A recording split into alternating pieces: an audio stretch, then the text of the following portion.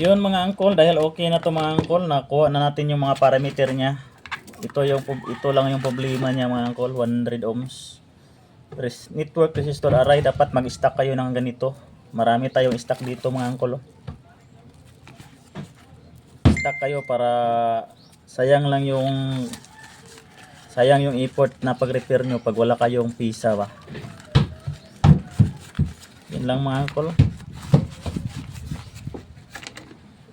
Yan ko, simbol na natin. Dapat linisan nyo talaga yung heatsink at saka yung EPM. Palitan ng bagong silicone compound.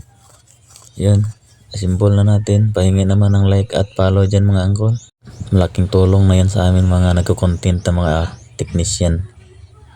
Okay, cool. Saksak na natin. Tapos na natin set up. May feed wiring na din. Yan.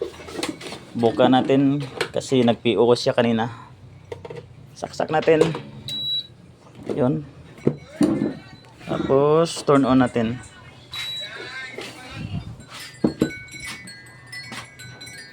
Yun, umandar ka agad.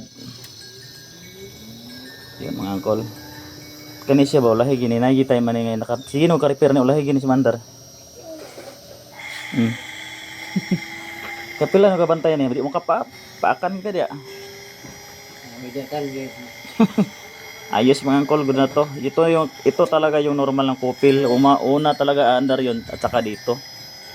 Kanina, una to andar tapos tagal umandar doon. Tapos nagpipios siya. Ayos na to mga angkol. Pwede na to sa uli. Yun, thank you. Thank you for watching. Follow naman, pa-like and follow naman mga angkol.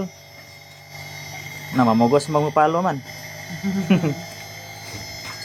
Yan lang, magandang araw.